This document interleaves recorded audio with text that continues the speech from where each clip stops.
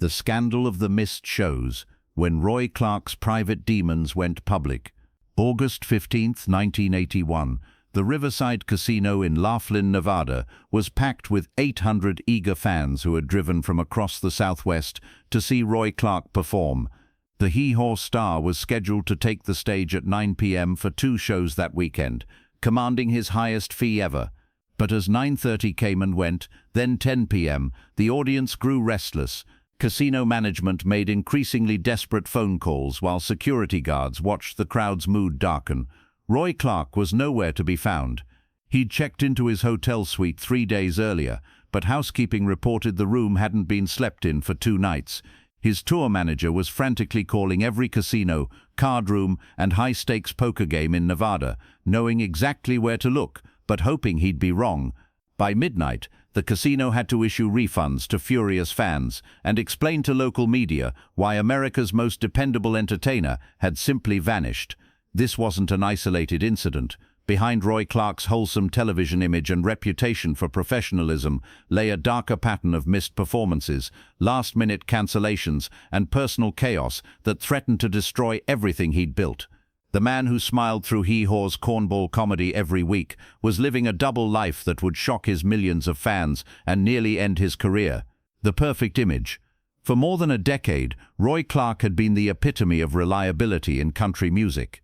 Unlike George Jones, who'd earned the nickname No-Show Jones for his legendary absences, Clark was known for his professionalism. He showed up early, performed sober, and treated audiences with respect. Promoters loved booking him because they knew he'd deliver exactly what he promised. This reputation was carefully cultivated and genuinely earned through years of consistent performance. Clark understood that his success depended not just on his musical talent, but on his reliability as a business partner and entertainer. He took pride in never disappointing an audience, never leaving a promoter scrambling to explain an absence. But this perfectionist approach to his public image may have contributed to the problems that eventually surfaced. The pressure to maintain such a flawless reputation was enormous, and Clark dealt with that pressure in ways that his fans and business associates never suspected. The first cracks in the facade appeared in the late 1970s, when Clark began occasionally arriving late to performances or seeming distracted during shows. These incidents were minor and easily explained by travel delays or technical problems, but people who worked closely with Clark noticed subtle changes in his behavior and demeanor. Clark had always been intensely competitive, but this competitiveness began extending beyond music into other areas of his life. He became fascinated with poker, blackjack, and other forms of gambling that combined skill with chance. What started as casual recreation during downtime between shows gradually became a more serious pursuit. Roy Clark's gambling began innocently enough in the early 1970s during trips to Las Vegas for performances.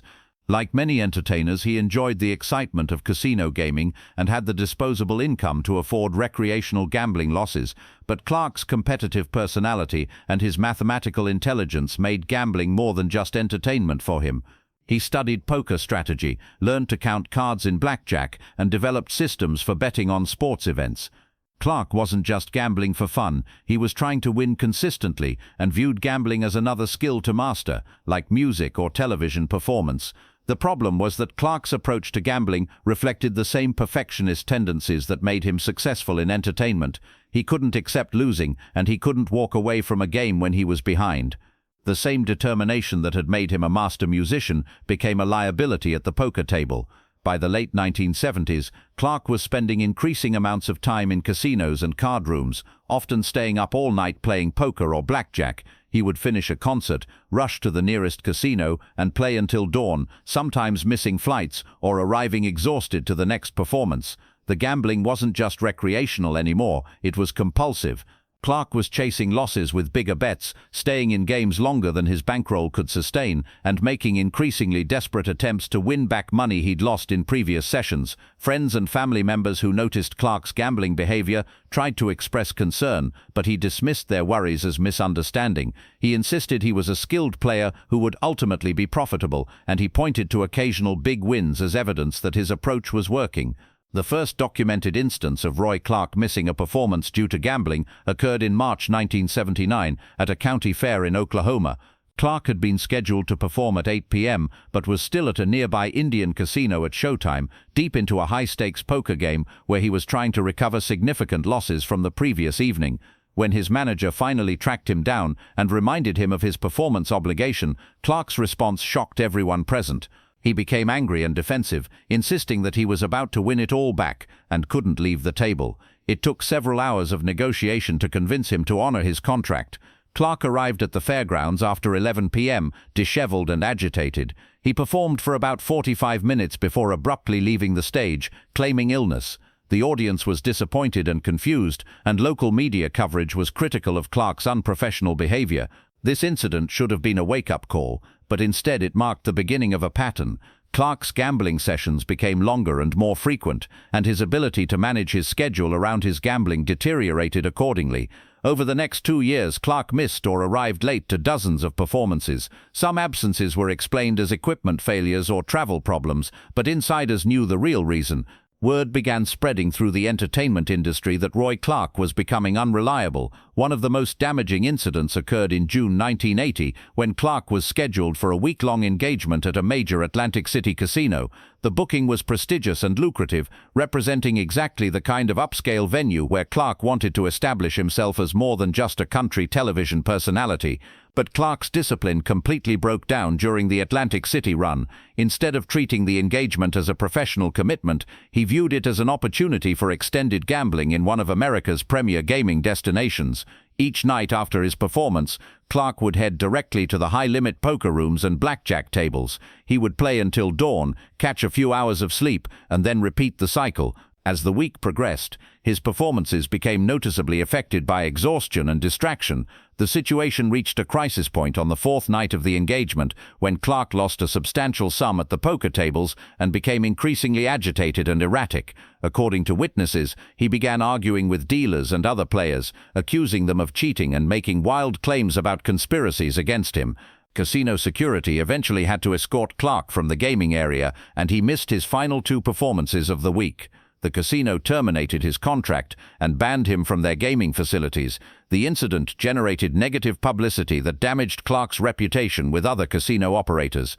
As Clark's gambling problems worsened, a network of managers, agents and associates developed elaborate systems for covering up his absences and managing the consequences of his unreliability. This network included his personal manager, booking agent, publicist, and several close friends who felt obligated to protect Clark's career and reputation. The cover-up operations involved creating false explanations for missed performances, equipment failures, family emergencies, sudden illnesses, and travel complications. Press releases would be issued, local media would be contacted, and elaborate stories would be constructed to explain why Roy Clark hadn't appeared as scheduled. In some cases, the cover-ups involved financial payments to angry promoters and venue operators. Clark's representatives would negotiate settlements that compensated for losses, while including confidential aid agreements that prevented public disclosure of the real reasons for cancellations. The network also included gambling associates, who would sometimes physically remove Clark from casinos when his behavior became too problematic. These interventions were designed not to help Clark with his gambling addiction, but to prevent public incidents that could damage his reputation. But maintaining these cover-ups became increasingly difficult as Clark's behavior became more erratic and unpredictable. The number of people who knew the truth grew larger, and keeping everyone silent required increasing amounts of money and effort.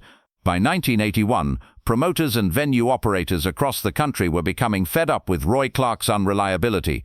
Despite his continued popularity with audiences, his reputation among industry professionals was deteriorating rapidly. Several major promotion companies quietly placed Clark on their unreliable performer lists, making it more difficult for his agents to book lucrative engagements.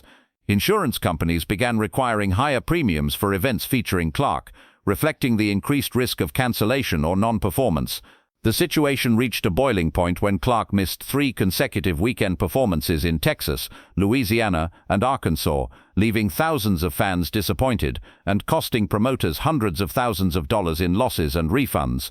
A group of prominent country music promoters met in Nashville and agreed to share information about Clark's reliability problems.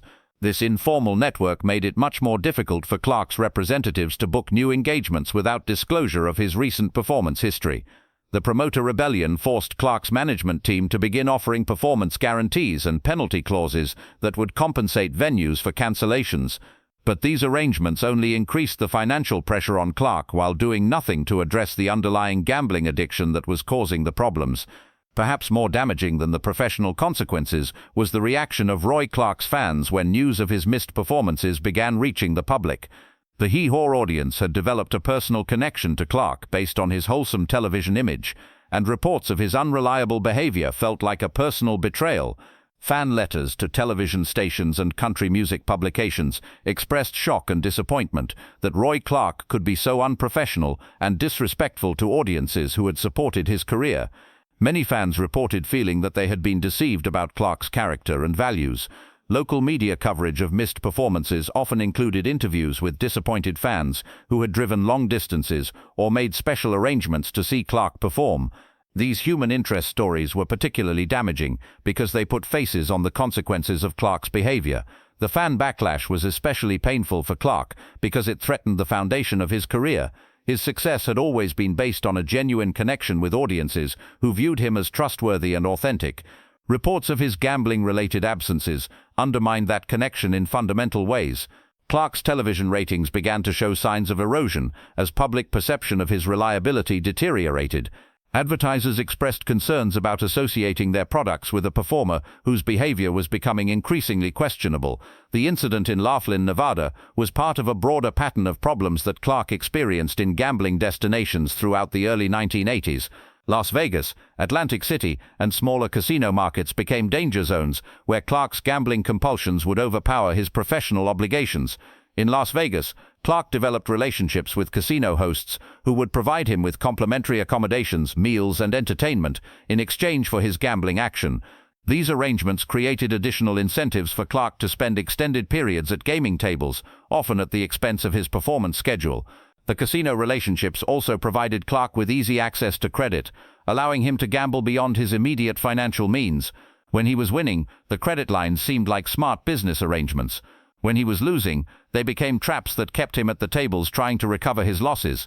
Several Las Vegas insiders later reported that Clark's gambling behavior had become legendary within the casino industry. He was known as a high-action player who would stay at tables for days at a time, sometimes winning or losing hundreds of thousands of dollars in single sessions.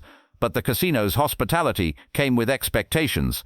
When Clark accepted competent accommodations and services, he was expected to provide gambling action that justified the casino's investments. This created additional pressure to gamble even when Clark might have preferred to focus on his performance obligations. As Clark's problems became more obvious to people close to him, several attempts were made to intervene and help him address his gambling addiction. His wife, family members, and close friends all tried different approaches to convince him that his behavior was destroying his career and personal life. Professional counselors specializing in gambling addiction were contacted, and arrangements were made for Clark to receive treatment.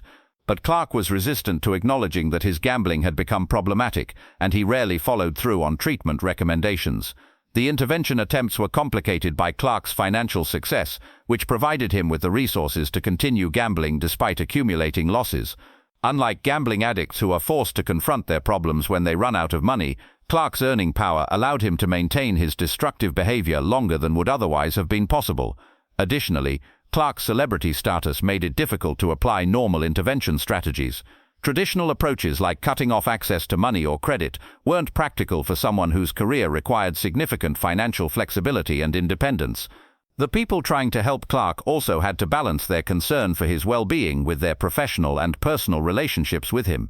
Many felt that being too aggressive in their intervention attempts could damage their relationships with Clark without necessarily helping him. By the mid-1980s, the cumulative effect of Clark's missed performances and reliability problems was severely damaging his career prospects. Major venues and promotion companies were increasingly reluctant to book him, and his asking price for performances had dropped significantly. Television executives began expressing concerns about Clark's continued role on Hee Haw, worried that negative publicity about his gambling problems could affect the show's wholesome image and sponsor relationships. Clark's recording career also suffered as record labels became hesitant to invest in promoting artists whose reliability was questionable. Album sales declined, and opportunities for major recording projects became scarce. The financial consequences of his reduced earning power created additional pressure on Clark's gambling behavior. As his income decreased, he felt more desperate to win money through gambling, leading to even more reckless betting and longer gaming sessions. The career decline also affected Clark's self-image and emotional well-being. He had built his identity around being a successful entertainer, and watching his reputation and opportunities deteriorate was psychologically devastating. Clark's gambling problems eventually forced him to confront the reality that his behavior was unsustainable. The combination of career damage, financial losses, and personal relationships that had been damaged by his unreliability created a crisis that couldn't be ignored. The recovery process was slow and difficult, involving professional counseling, financial restructuring, and rebuilding damaged relationships with industry professionals and family members. Clark had to acknowledge the extent of his gambling addiction and commit to changing behavior patterns that had become deeply ingrained. Part of the recovery involved Clark accepting a reduced role in the entertainment industry while he focused on addressing his personal problems. This meant turning down lucrative opportunities and accepting lower-profile engagements while he rebuilt his reputation for reliability. Clark also had to develop new strategies for managing the competitive and perfectionist tendencies that had contributed to his gambling addiction. This involved learning to accept losses and setbacks without feeling compelled to immediately recover through high-risk behavior. Roy Clark's gambling-related performance problems had lasting effects on his career and the country music industry's approach to performer reliability issues. His experience became a cautionary tale about how personal problems could destroy even the most successful entertainment careers. The incident also highlighted the entertainment industry's tendency to enable destructive behavior by covering up problems rather than addressing them directly. The network of people who helped hide Clark's gambling problems may have prolonged his addiction by preventing him from experiencing the full consequences of his behavior. For Clark personally, the experience was a harsh lesson about the importance of maintaining balance between personal interests and professional obligations. His gambling addiction had nearly destroyed everything he had worked to achieve throughout his career. The story also illustrates how public figures can maintain false images for extended periods while their private lives spiral out of control. Clark's wholesome television persona was maintained even as his gambling behavior was creating chaos in his professional life. The scandal of Roy Clark's missed shows serves as a reminder that even the most reliable and professional entertainers can develop problems that threaten their careers and reputations. Clark's gambling addiction was a serious personal issue that had far-reaching consequences for everyone who depended on him professionally.